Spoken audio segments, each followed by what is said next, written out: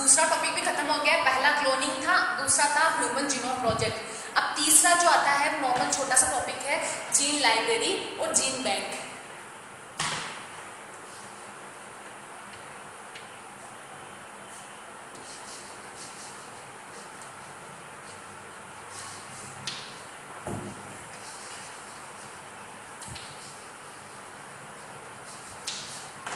क्या है दोनों ही स्टोरेज है, दोनों ही स्टोरेज है। इसमें जो स्टोरेज होता है वो जीन का होता है, उसमें भी जीन का होता है। तो फिर डिफरेंस क्या है?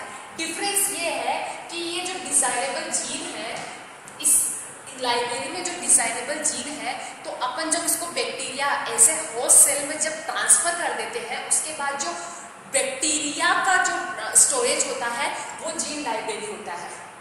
समझ रहे हो? इसका मतलब होता है collection of desired gene of DNA fragment maintained in clone of bacterial cell. मतलब किसी बैक्टीरियल सेल के क्लोन में, क्लोन बन गया ना उसका, डिजायरेबल जीन को उसको शिफ्ट कर दिया, तो कि उसके अंदर जीन्स को, जीन के कलेक्शन को मेंटेन रखना, उसको बोलते हैं जीन लाइब्रेरी। तो मतलब बोल सकते हैं इसको अपन डिजायर्ड जीन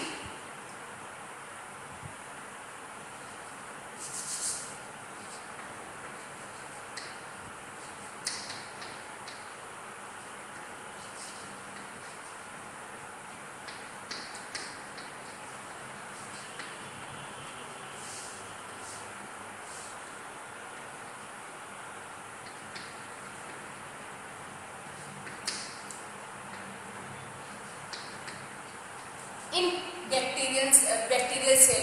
किसके लिए? मेंटेनेंस के लिए।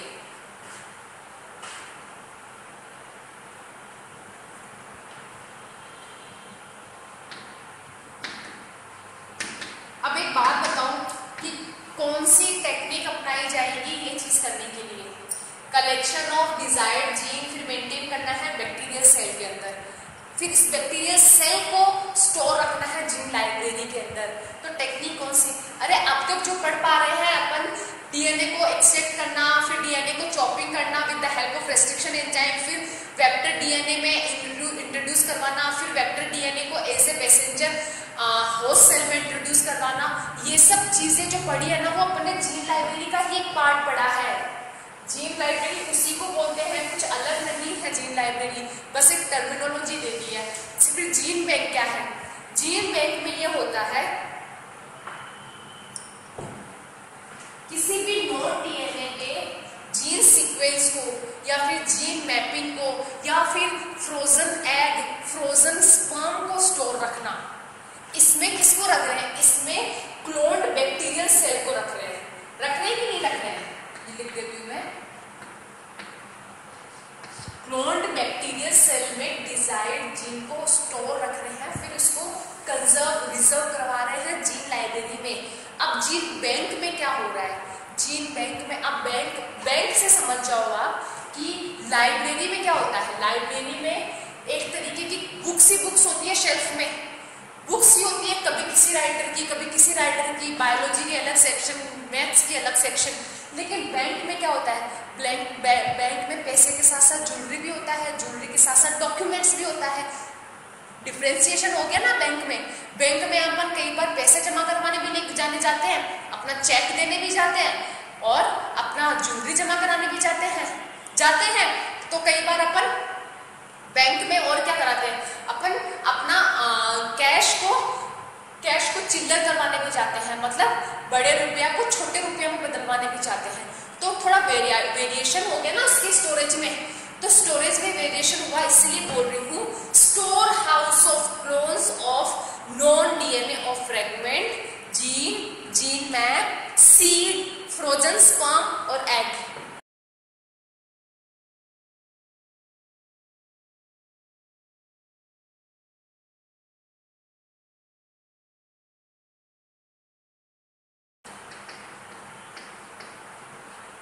किसी नॉन जीन क्लोन के seeds, DNA fragment, sperms, genetic map भी ऐसे। इन सबको स्टोर रखना। क्यों जरूरत पड़ी स्टोर रखने की? क्यों जरूरत पड़ी? रेट ऑफ एक्सटेंशन जरूरत क्यों है, नीड क्यों है?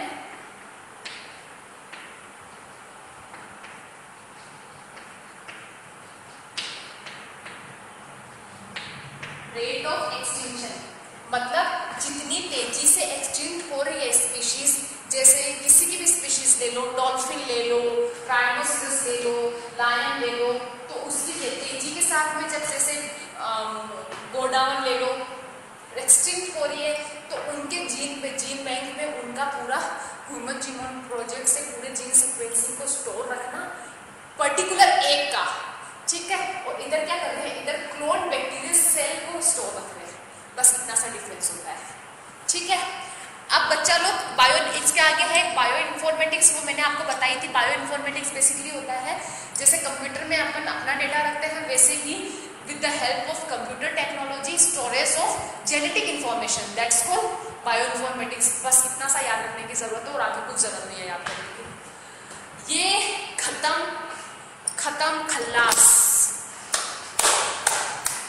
खल्लास जेनेटिक्स विथ जेनेटिक इंजीनियरिंग।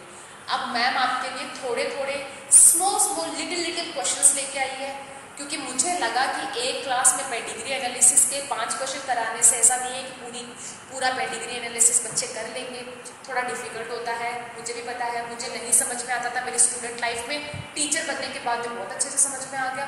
मैं यही सोचती हूँ कि स्टूडेंट लाइफ में क्या हो जाता था, अगर स्टूडेंट लाइफ में ये चीजें समझ में आ जाती थी तो मैडम भी डॉक्टर होती, आज होती कि नहीं होती, फिर डॉक्टर स्वाति भारद्वाज पढ़ा रही होती आपको, ठीक है। तो कोई बात नहीं, everything happens for a reason. तो आप ध्यान लगा के, मन लगा के पढ़ो, नहीं समझ में आता है। हाँ, एक बच्ची ने एक क्वेश्चन ऑप्ट किया था, ठीक है, कमेंट बॉक्स में एक क्वेश्चन किया था कि मैम क्या पी प्लांट में इनकम्प्लीट डोमिनेंस नहीं होगी? बिल्कुल नहीं होगी। क्यों नहीं होगी? पहला रीजन तो ये कि इनकम्प्लीट डोमिनेंस वैसे तो एक्सेप्शन है अपने मेंडलिज्म का, ये तो थ्योरेटिकल बात हो गई। अब प्रैक्टिकल बात ये है कि अपने जो पी प्लांट था, अपन ने जो मोनोहाइब्रिड क्रॉस करवाया था, तो उसमें अपन ने क्या करवाया था, अपन ने ये टॉल प्लांट लिया था, सॉरी ये टॉल लिया था, इसको अपन ने ये ड्वार्फ से करवाया था, तो ये अपना टी जो आया था ये है हेटेरोजाइगस, लेकिन ये टॉल था, ठीक है। और इनकम्प्लीट डोमिनेंस में क्या होता है, इनकम्प्लीट डोमिनेंस में रेड कलर के फ्लावर और व्हाइट कलर के फ्लावर दोनों में क्रॉस करवाते हैं, तो यहाँ पे जो हेटेरोजाइगस जीनोटाइप बनता है वो अगर ये डोमिनेंस होता, डोमिनेंस मतलब मेंडलिज्म होता, मेंडलिज्म को फॉलो कर रहा होता, तो क्या होना चाहिए था, पी प्लांट होता, तो यहाँ पे ये रेड होना चाहिए था, लेकिन यहाँ पे एक अनदर फिनोटाइप निकल के आता है जो पिंक होता है। तो मेंडलिज्म जो होता है ना, वो एक तरह से सिर्फ डोमिनेंट और सिर्फ रिसेसिव की बात करता है पी प्लांट के ऊपर। और पी प्लांट जो होता है ना, वो सबसे बड़ी बात ये है कि वो प्योर कैरेक्टर्स शो करने के लिए बहुत अच्छा प्लांट लिया गया था, क्योंकि वो हाइब्रिड नहीं था। तो वो नो डाउट जो मेंडलिज्म है, मोनोहाइब्रिड क्रॉस है, उसके जीनोटिपिक और फिनोटिपिक रेशियो, जैसे फिनोटिपिक रेशियो होता है 3:1 और जीनोटिपिक रेशियो होता है 1:2:1। इनकम्प्लीट में दोनों सेम होते हैं, दोनों रेशियो में तो सेम होते हैं, लेकिन जीनोटिपिकली अलग होते हैं, ठीक है ना। वहां पे एक इनकम्प्लीट डोमिनेंस में एक कैरेक्टर अपने आप को पूरा डोमिनेट नहीं कर पाता है, दूसरा रिसेसिव अपने आप को पूरा रिसेसिव नहीं कर पाता है, तो दोनों का मिक्सिंग मैच से एक अलग ही कैरेक्टरिस्टिक्स निकल के आता है। अच्छा ये लगा, आई एप्रिशिएटिंग यू कि आपने एफर्ट लगाए इतनी कि आपने लेक्चर्स को ध्यान से सुना, ठीक है। तो ऐसे क्वेश्चंस पुट होते हैं तो मैडम को भी मजा आता है पढ़ाने में कि बच्चा इंटरेस्ट ले रहा है, ठीक है। चलो अब क्वेश्चन प्रैक्टिस करते हैं।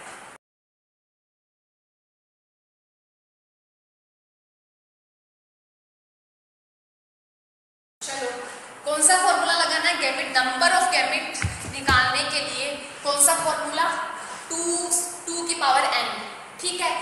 n क्या होता है, हेटेरोजाइगस जीन्स जो हेटेरोजाइगस फॉर्म में है उनका नंबर ऑफ हेटेरोजाइगस।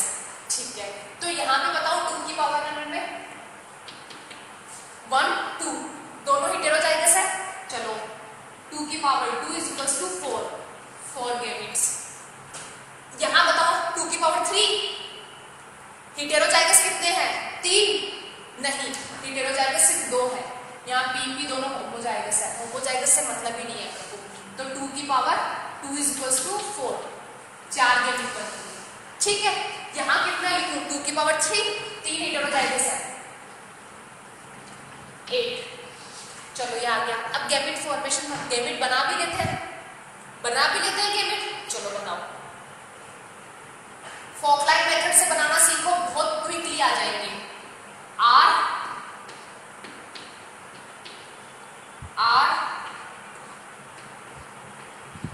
देखो, जो पहले होता है ना हेटेरोजाइगस, उसको यहाँ पे अलग अलग बांट दो, फिर उसके बाद में फोकलाइट से आगे वाले को डिनोट करते रहो। तो यहाँ पे बन गया आर वाई, यहाँ पे बन गया आर स्मॉल वाई, यहाँ पे बन गया स्मॉल आर वाई, और यहाँ पे बन गया small R small Y. 4 gamete बन गए, ये 4 लिखे थे अपने। ठीक है, अब दूसरा क्या है?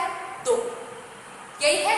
तो दूसरे में ये है कि जहां पे भी होमोजाइगस होता है, अब सोचो इसके 2 गैमेट बनेंगे, एक कैपिटल आर एक स्मॉल आर, इसके 2 गैमेट बनेंगे, एक कैपिटल वाई स्मॉल वाई, और इसके होमोजाइगस स्टेज में सिर्फ एक तरीके का गैमेट बनेगा, जो पी, केवल एक तरीके का।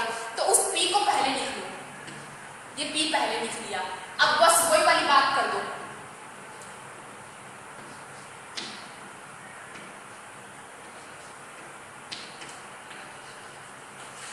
एक 2 3 4 बन गए 4। चलो नेक्स्ट 8 वाले में क्या करना है? 8 वाले में क्या करना है? 8 वाले में 2 अलग अलग पीपी, जैसे लास्ट वाला है ना, तो आर यहाँ, वाई यहाँ, फिर इसको पीपी।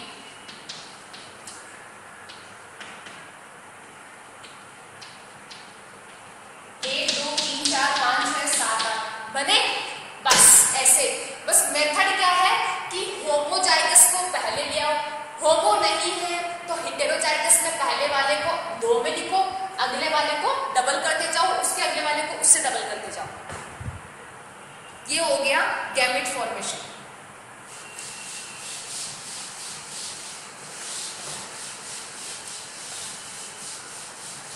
अब गैमेट फॉर्मेशन हो गया तो एक क्वेश्चन भी कर लेते हैं गैमेट फॉर्मेशन पे। चलो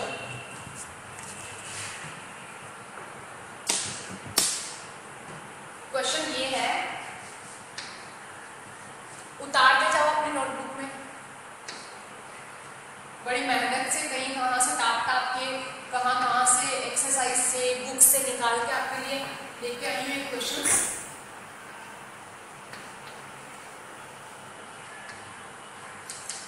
ठीक है, अब इसमें बोला गया है, ये क्रॉस है और ये बोला गया है लास्ट में जनरेशन जो आ रही है, हाइब्रिड जो बन रहा है, इसकी प्रोबेबिलिटी कितनी है?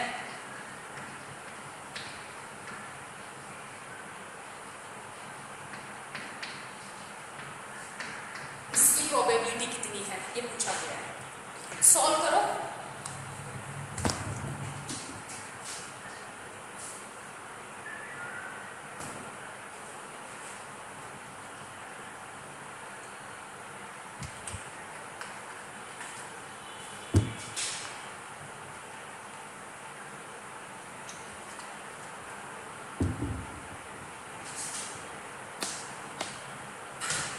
देखो बेटा, ये ट्राई हाइब्रिड क्रॉस हो गया, 3 कैरेक्टर ले लिए, 1 2 3 1 2 3, ट्राई हाइब्रिड क्रॉस हो गया।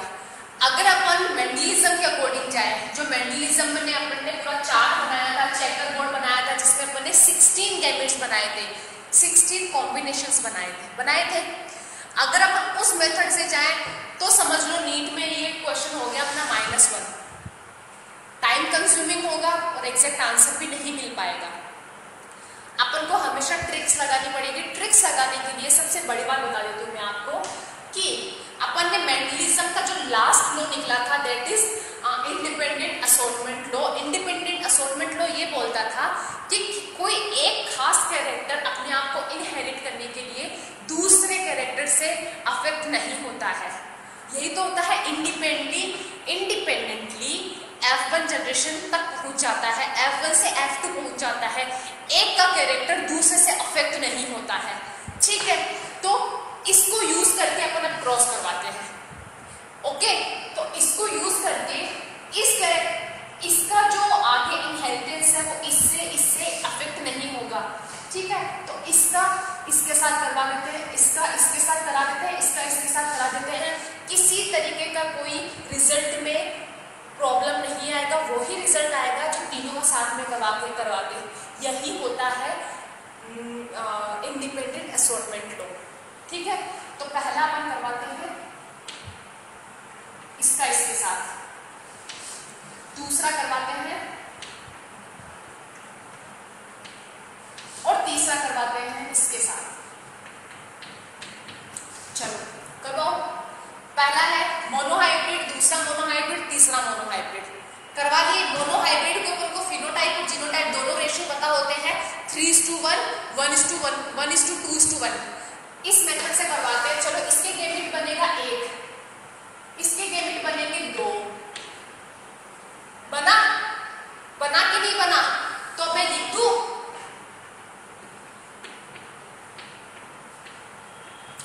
चलो आपको मेथड से बताती हूँ। एक बार मैं मेथड से बता दूंगी, अगले वाले क्वेश्चंस पे आप खुद से करना। ठीक है, ए का बनेगा ए के साथ, एक तो बनेगा ए, दूसरा बनेगा ए। बना कि नहीं बना? यही तो बनेगा ना। हाँ, तो ये इसकी प्रोबेबिलिटी और इसकी प्रोबेबिलिटी कितनी बनी? हाफ हो गई दोनों की। ठीक है, लिख दो हाफ। दोनों आधे आधे बने ना। चलो, अब इसका इससे करवाओ, इसका इससे करवाओगे वही बात बनेगी वापस। क्या बनेगी? ए की गैमेट बनेगा, इसका बनेगा बी, इसका बनेगा बी, और दोनों का फ्यूज होके बनेगा बी, जिसकी प्रोबेबिलिटी होगी 1। तीसरा वापस वही हेटेरोजाइगस मोनोहाइब्रिड क्रॉस है, करवाओ। तो ये हो जाएगा, इसमें अपने पास आएंगे 3 रिजल्ट। dd, हमें सीधा बना रही हूँ, समझ जाना, dd और db 1:2:1। समझ में आ गया कैसे मोनोहाइब्रिड क्रॉस है, ये वाला आता है। ठीक है, और ये प्रोबेबिलिटी किस में से निकालते हैं? प्रोबेबिलिटी निकालते हैं 1 की 4 में से। यहां जैसे निकाली, इस 1 की 2 में से, इस 1 की 1 में से। ये होती है प्रोबेबिलिटी निकालने की। अब अपने पास आता है कि अपन को प्रोबेबिलिटी निकालनी है इसकी, तो इंडिविजुअली उठा लो। पहले उठा लो ए को। ए कहाँ है? क्या है प्रोबेबिलिटी? ये। अब ये होता है इंडिपेंडेंट असॉर्टमेंट लॉ के अकॉर्डिंग, इंडिविजुअली जिसकी आपने प्रोबेबिलिटी निकाल ली है, लास्ट में उनको मल्टीप्लाई कर दोगे तो प्रॉपर जीनोटाइप की प्रोबेबिलिटी आ जाएगी। तो प्रॉपर जीनोटाइप ये है अपने पास। ठीक है, हाइब्रिड ये है, तो इसका अपन को प्रोबेबिलिटी निकालनी है। तो ए हाँ हो रहा है। देखो 1/2 कर दूं, मल्टीप्लाई कर दूं, उसके बाद बी 1, उसके बाद डी 1/4। तो टोटल जो प्रोबेबिलिटी आई वो आई 1/8। आई चीज समझ में? ऐसे निकलता है ट्राई हाइब्रिड क्रॉस से बनने वाले हाइब्रिड का जीनोटाइपिक प्रोबेबिलिटी। ठीक है, चलो नेक्स्ट क्वेश्चन पे आते हैं। बहुत अच्छे क्वेश्चन है बच्चा। इसमें आपके गैमेट फॉर्मेशन भी समझ में आ जाएगा, इसमें आपके monohybrid cross, dihybrid cross, test cross, ये सब के रिजल्ट्स भी आ जाएंगे।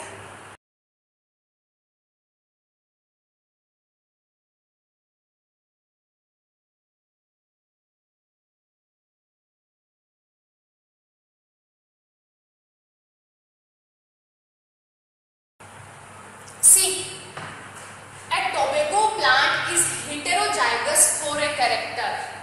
Underline it. It is self-pollinated to 1200 seeds. How many siblings would have parental genotypes? Parental genotypes निकालना है पहले तो heterozygous में सेल्फ पॉलिनेशन करवाओ। ये होमोजाइगस है या हेटेरोजाइगस है? ये होमोजाइगस है, ठीक है। तो हेटेरोजाइगस ये अपना मेल, इसको अपन सेल्फ पॉलिनेट करवा रहे हैं फीमेल से, ठीक है। तो अपने पास क्या आएगा रिजल्ट? अपने पास रिजल्ट क्या आएगा? मोनोहाइब्रिड क्रॉस का। अब मैं डायरेक्ट सीधा आपको रिजल्ट बता रही हूँ, अब तो टिप्स पे आने चाहिए आपको। 1:2:1 और ये इस एक की 4 से प्रोबेबिलिटी है अपॉन 4। आई बात समझ में? अब क्या बोल रहा है? How many sibling would have parental genotype? Parental genotype कौन सा है? ए। और जो F1 जनरेशन में आया जो पेरेंटल जीनोटाइप ये है, तो इसका जो प्रोबेबिलिटी है उसको इनटू कर दो 1200 से। 1200 into 2/4 is equals to 600। ये इसका रिजल्ट हो जाएगा। कितना इजी क्वेश्चन था। और लैंग्वेज में पढ़ो, उलझ जाओ तो उलझ जाओ, है ना। लैंग्वेज हमेशा उलझाने जैसी आती है। कितना इजी क्वेश्चन है,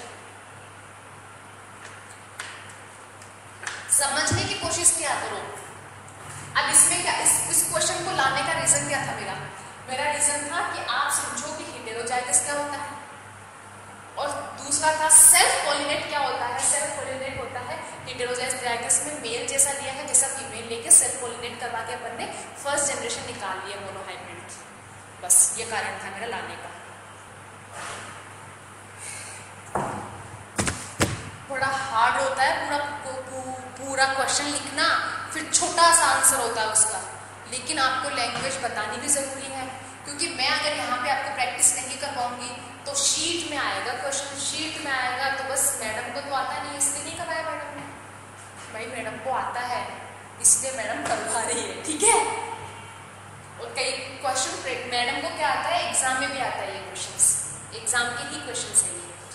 20 साल में जितने क्वेश्चंस आए हैं ना, जो मुझे हार्ड लगे, जो मुझे लगे कि ये ऐसे टाइप के क्वेश्चंस को बच्चों को एक बार देख लेना चाहिए, वो क्वेश्चंस लेके आई हूँ। नीट में जो 20 साल के क्वेश्चन पेपर है उसमें से छांट के लाई हूँ, ठीक। A cross is made between tall plant with yellow seeds,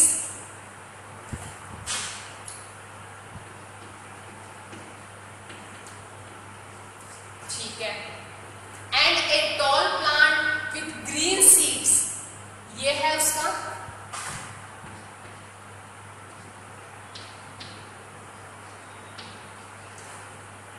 What is true about the phenotype in F1 generation? ये इन्होंने प्रपोर्शन निकाल दिया। प्रपोर्शन मतलब वही बात है वापस कि इन्होंने पॉसिबिलिटी निकाल दी, ठीक है। तो पॉसिबिलिटी अपन ने 2 में निकाल ली तो अपन को आती है। अब मैडम तेजी से करेगी, पॉसिबिलिटी आपको समझ में आना चाहिए, ठीक है। अब क्रॉस करवाओ, चेंज करना पड़ेगा, हाँ क्रॉस करवाओ, टीटी का करवाओ टीटी से, ये y का करवाओ y से, ठीक है। ये टीटी का करवाओ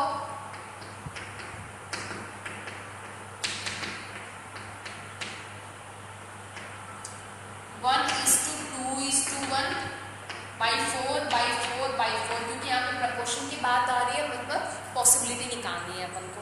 अब इसमें कितने केवल बन रहे हैं? इसका केवल y बनेगा, इसके 2 बनेंगे, तो ये बनेगा y और y 1/2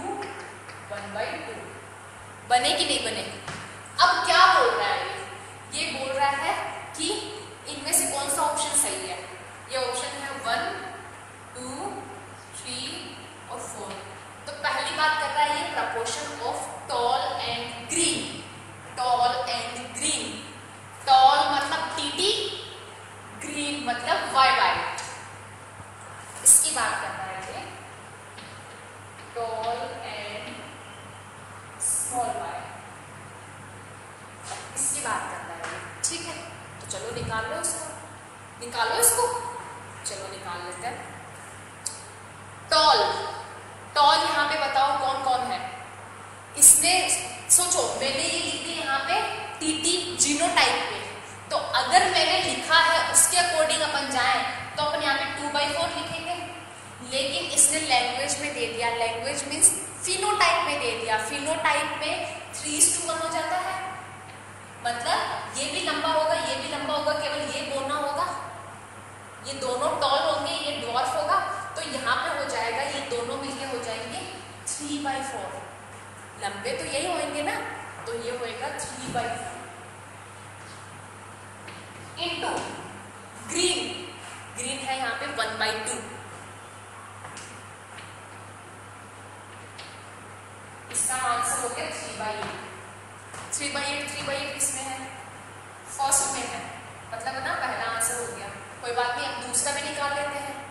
ये तो हुआ कि अपन ने पहले ही को टिक करके लगा दिया, लेकिन अगर 3/8 दो जगह होता तो फिर हमको दूसरा निकालना पड़ता।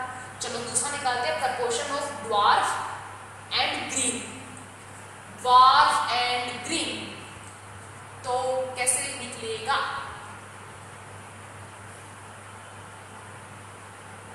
ड्वार्फ कहाँ लिखा था मैंने? ये tall plant with yellow seeds and a tall plant with green seeds, तो ड्वार्फ के लिए क्या हो जाएगा? ड्वार्फ के लिए फिनोटाइप हो जाएगा टीटी और dwarf with green seeds YY। बताओ क्या है वो? ये वाला टीटी है 1/4 और छोटा वाला ग्रीन है 1/2। ये हो गया 1/8। आया आंसर? अरे मजा आ रहा है ना करके? पक तो नहीं रहे हो कि क्या करवा रही है मैडम? क्वेश्चंस आते हैं बेटा, करवाने पड़ेंगे मैडम को। एक क्रॉसिंग ओवर और लिंकेज पे करवा देती हूँ क्वेश्चन, ठीक है? सी, ये क्वेश्चन 2016 का आया हुआ क्वेश्चन है नीट के अंदर। इन मेज colored endosperm E is dominant over colorless E and full endosperm F is dominant over shrunken F. When F1 heterozygous is test crossed, 4 phenotype were formed in following ratio. ये आया हमको मिला, तो अपन को निकालना है distance between E and F। याद करो जहां पे डिस्टेंस की बात आ जाती है, जहां पे 2 क्रोमोसोम्स की बात आ जाती है, वहां पे मेंडलिज्म फ्लो। क्वेश्चन समझ में आ गया? चलो अपन इसका सॉल्यूशन स्टार्ट करते हैं। क्वेश्चन में जो दे रखा है उसको टर्मिनोलॉजी को अपने जनरेशंस में उतार लो। क्वेश्चन में दे रखा है जो E डोमिनेंट है ओवर स्मॉल e, तो E F F और यहाँ हो गया E F F, ठीक है? इसको मैं लिख दूं कलर्ड फुल। देखो E F F किसके लिए है? कलर्ड फुल के लिए है।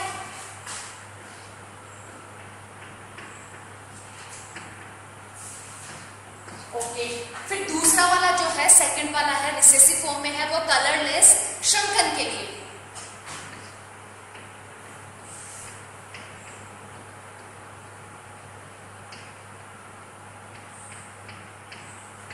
चलो हो गया। अब बात करते हैं अपन ऑप्शंस को कैसे डिटेक्ट कर सकते हैं। ऑप्शंस में आओ कि यहाँ पे बात करी जा रही है 2 जीन्स के बीच में डिस्टेंस की। डिस्टेंस लाने के लिए अपन को चाहिए क्रॉसिंग ओवर।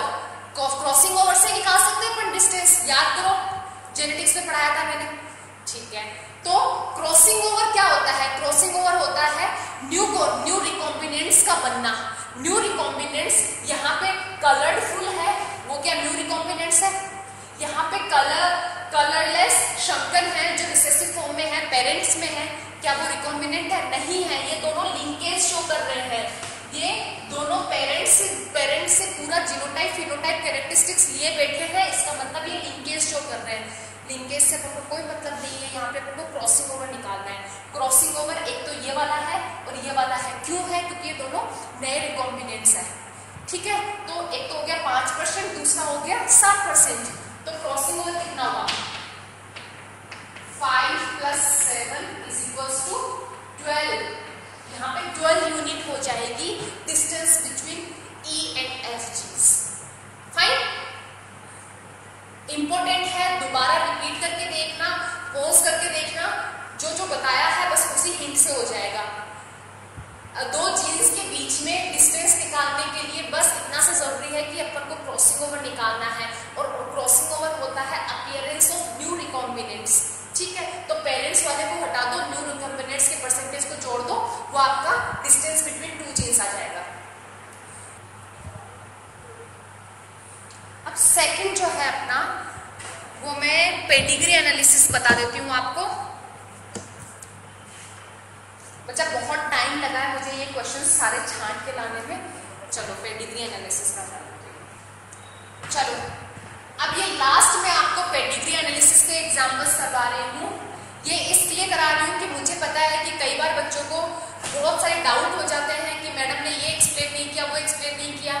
बच्चा पेडिग्री एनालिसिस आपके बेसिकली अगर दो पेडिग्री एनालिसिस आते हैं तो एक बहुत ईजी आएगा जो स्किपिंग ऑफ जनरेशन से समझ में आ जाएगा, और दूसरा वाला थोड़ा सा हार्ड पड़ सकता है, तो हार्ड वाले ही लेके आई हूँ मैं। ठीक है, मैंने एक चीज बताई थी, पेडिग्री एनालिसिस जैसे भी आए सबसे पहले देखो क्या उसमें स्किपिंग ऑफ जनरेशन हो रही है, स्किपिंग ऑफ अफेक्टेड जनरेशन। ठीक है, अफेक्टेड जनरेशन को या तो अपन ऐसे शो कर देते हैं या फिर इसमें पूरा डार्क भर देते हैं, वैसे शो करते हैं। तो first generation, second generation, third generation, first second third, dominant है लिख दो डोमिनेंट, लिख दो डोमिनेंट। अब दूसरा क्या है, क्या इसमें क्रिस क्रॉस इनहेरिटेंस हो रही है? क्रिस क्रॉस इनहेरिटेंस मतलब फादर से डॉटर में, मदर से सन में, ऐसा होता है। अगर हो रही है that means this is the type of sex link dominance. अगर नहीं हो रही है मतलब डॉटर से डॉटर में या फिर दोनों में, या फिर फादर से दोनों में जा रहा है या फिर फादर से सन में जा रहा है, इसका मतलब ये ऑटोसोमल डिसऑर्डर है। ठीक है, अब मैं एक चीज बता रही हूँ, अगर आपको क्रिस क्रॉस इनहेरिटेंस भी देखने को मिल जाए अगर आपको देखने को, तो अगर वो मदर से ट्रांसफर हो रहा है, मदर से किस में होगा इनहेरिटेंस? क्रिस क्रॉस में मदर से होगा वो सन में, ये बताया था मैंने।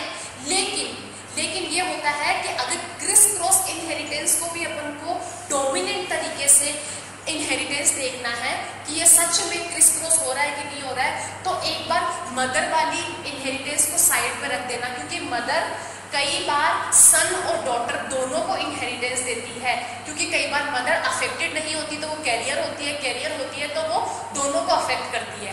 ठीक है, तो क्रिस क्रॉस को सिर्फ एक बार आप फादर से मान के चलो। अगर फादर वाला आता है मतलब फादर से वो सीधे डॉटर में जा रहा है, ठीक है, तो वहां पे आप आंख बंद करके सेक्स लिंक डाल दो। ठीक है, लेकिन अगर मदर से वो डॉटर और सन दोनों में जा रहा हो तो एक बार उसके नेक्स्ट वाले स्टेप पे भी जाओ, मैं बताती हूँ आपको। सी मदर अफेक्टेड है, मदर से सन में आ रहा है, मदर से डॉटर में आ रहा है। क्रिस क्रॉस है कि ऑटोसोमल है, एक बार मदर को अपन साइड में रखते हैं, 50-50 चांस होता है। अगर ये मदर से सीधा आता इसमें सन में, तो अपन यहाँ पे ऊपर वाला स्टेप देखते ही इसको बोल देते कौन है ये पूरा सेक्स लिंक डिसऑर्डर है। लेकिन मदर से एक्चुअली दोनों में आ सकता है। मैंने बताया अभी मदर अफेक्टेड होती है तो आता है, जब मदर अफेक्टेड होगी तो आएगा ही आएगा। लेकिन कई बार मदर कैरियर भी होती है, कैरियर हुई तो आगे जाके रिसेसिव फॉर्म में भी वो अपना कैरेक्टर शो कर देती है। इसलिए बोल रही हूँ कि एक बार मदर वाले को हटा दो, अपन को डिटरमाइनिंग स्टेप पकड़ना है। डिटरमाइनिंग स्टेप कौन सा होगा? यहाँ पे फादर वाला होगा, यहाँ पे फादर वाला होगा, यहाँ पे फादर से जा रहा है डॉटर में, यहाँ पे फादर से जा रहा है डॉटर में, तो ये हुआ सेक्स लिंक्ड डोमिनेंट। इस ऊपर वाले में आप हमेशा याद रखना, सबसे पहले स्टेप होगा आपका कि आप ये देख पाओगे कि स्किपिंग ऑफ अफेक्टेड जनरेशन हो रहा है कि नहीं हो रहा है। हो रहा है, इट मीन नहीं हो रहा है, तीनों जनरेशंस में आ रहा है अफेक्टेड मेंबर इंडिविजुअल, तो आप बोल दो डोमिनेंट है। डोमिनेंट देखने के बाद अपन को क्रिस क्रॉस देखनी है। क्रिस क्रॉस देखने के लिए अपन को पहले फादर को देखना है, मदर को नहीं देखना है। फादर वाले ही जिससे कि डिटर्मिनेशन होगा, क्योंकि मदर वाला कई बार सन और डॉटर दोनों को अफेक्ट करता है। ठीक है, तो ये हो गया एक्स लिंक।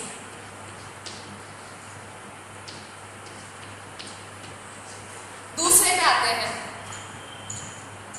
आए दूसरे पे आते हैं कि ये वापस वही चीज आ गई। फर्स्ट जनरेशन में है, सेकंड में है, थर्ड में है, सीधा लिखो डोमिनेंट।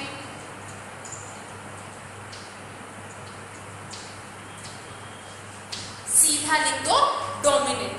अब बात आती है मदर से दोनों में जा रहा है, छोड़ो एक बार मदर वाला नहीं देखना है। अब अपन देखते हैं कि यहाँ पे क्या इसके साथ क्रॉस से कुछ अफेक्शन दिख रहा है, कोई अफेक्ट चाइल्ड नहीं बन रहा है, तो इससे नहीं पता चलेगा अपन को इसकी कोई जनरेशन नहीं है। ये वाला डोमिनेटिंग स्टेप होगा, डिटरमाइनिंग स्टेप ये वाला होगा। यहाँ पे अफेक्टेड मदर से सिर्फ जा रहा है अफेक्टेड सन, केवल फीमेल से फीमेल में आ रहा है, इसका मतलब ये ऑटोसोमल है।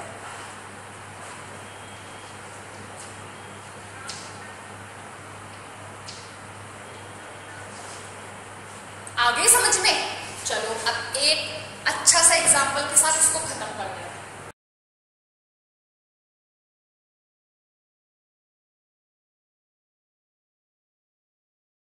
ये जो जनरेशन मैंने बनाई है, क्या इसको समझ पा रहे हो कि ये मैंने डॉट बनाया है क्या मतलब है?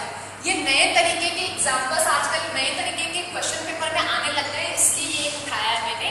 इसका मतलब है कि ये फीमेल जो है वो कैरियर है। कैरियर क्या होता है? कैरियर ये होता है कि इसलिए हेटेरोजाइगस फॉर्म में है। हेटेरोजाइगस को अगर कोई ये कैरियर डोमिनेंट मतलब ये नॉर्मल है और ये अफेक्टेड होती तो ये पूरे लाइंस होते इसके अंदर, या फिर पूरा भरा हुआ होता है ये ब्लैक से, लेकिन ये केवल कैरियर है इसलिए इसको ऐसे डिनोट किया है अपन ने। तो क्या अपन इसको XY लिख दे, इसको XY लिख दे, और इसको क्या लिखना चाहिए? इसको क्या लिखना चाहिए? होगा तो ये XX, लेकिन ये कैरियर है तो ये तो या तो ऐसे लिख सकते हैं इसको, हाँ क्या ये ऐसे लिखने में आएगा? ऐसे लिखने में आता तो रिसेसिवली ये अपने आप को अफेक्ट कर देता, तो ऐसे लिखने में आता तो फिर इसको तो ऐसे लिखते कि नहीं लिखते, लेकिन अगर इसको ऐसे नहीं लिखते हैं, इसका मतलब इसके लिए ये कैरेक्टरिस्टिक्स होगा, इसके लिए ये जीनोटाइप होगा। जीनोटाइप से निकालना इसलिए जरूरी है कि अभी बताती हूँ मैं कि अपने पिछले वाले में तो जीनोटाइप नहीं निकाला, इसमें क्यों निकाला आपको बताती हूँ। फर्स्ट जनरेशन में अफेक्टेड इंडिविजुअल नहीं है, सेकंड में है, थर्ड में कैरियर है। स्किपिंग जनरेशन हो गया क्योंकि फर्स्ट में नहीं है, तो अपन इसको लिख देते हैं रिसेसिव। अगर तीनों में होता तो अपन लिखते इसको डोमिनेंट। चलो आधा काम हो गया। अब आधा ये है कि अपन को निकालना है सेक्स लिंक्ड है या फिर ऑटोसोमल है। सेक्स लिंक्ड है या फिर ऑटोसोमल है, तो अब ये बताओ मुझे कि इससे क्रोमोसोम और इससे क्रोमोसोम दोनों से एक आएगा, दोनों से एक आएगा, मेल बनेगा। यहाँ पे मेल अफेक्टेड है, इसका मतलब डेफिनेटली यहाँ से अपनी मदर से इसमें अफेक्टेड क्रोमोसोम आया है, तो ये अफेक्टेड क्रोमोसोम आया है और ये वाई होगा कि नहीं होगा? चलो होगा। और अगर मैं इसको ये वाला मान के चलती तो फिर नेक्स्ट वाले में इसका x आता और इसका अफेक्टेड x आता, क्योंकि इसके पास दोनों सिमिलर C है, तो अफेक्टेड x आता। तो क्या ये इस तरह से लिखते या फिर इस तरीके से लिखते? क्या ये वाला इसमें आता तो इस तरीके से लिखते हैं, इस तरीके से लिखते? सही बोल रही हूँ? इसका मतलब नॉर्मल डॉटर अगर मिल रही है, इसका मतलब इसका नॉर्मल x इससे आ रहा है, इसका नॉर्मल x इससे आ रहा है, इसलिए यहाँ पे नॉर्मल डॉटर बन रही है। आई चीज समझ में? चलो, तो कई बार F1 जनरेशन के रिजल्ट से भी अपन पेरेंट्स के जीनोटाइप निकाल सकते हैं। अब आई बात आगे कि यहाँ पे क्या हो रहा है? नॉर्मल फीमेल है और मेल अफेक्टेड है। तो यहाँ पे जो बन रहा है इसमें ये वाला होगा जीनोटाइप होगा, तो फीमेल से आएगा X और मेल से आएगा Y, तो यहाँ पे ये नॉर्मल XY बन गया। फीमेल से आएगा X, मेल से आएगा X, तो ये कैरियर फीमेल बन गई और ये भी कैरियर फीमेल बन गई। तो क्या ये ऑटोसोमल हुआ या एक्स लिंक्ड हुआ? यहाँ मेल से फीमेल में आ रहा है, मेल में नहीं आ रहा है, और मेल वाला ही होता है डिटरमाइनिंग स्टेप जो मैंने बताया था क्रिस क्रॉस इनहेरिटेंस का।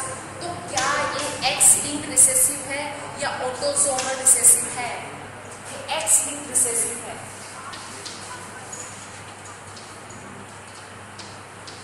आई समझ में बात? अब यहीं पे और एक चीज, एक हिंट और दे देती हूँ, जहां पे ये आ गया, ये डॉट वाला सीन आ गया ना, आंख बंद करके वहां पे डाल दो, यहाँ पे डाल दो एक्स लिंक्ड। क्योंकि एक्स लिंक्ड होगा तभी तो वो कैरियर शो करेगा। कैरियर हमेशा एक्स लिंक्ड में ही आगे बढ़ता है, ऑटोसोमल्स में नहीं बढ़ता है।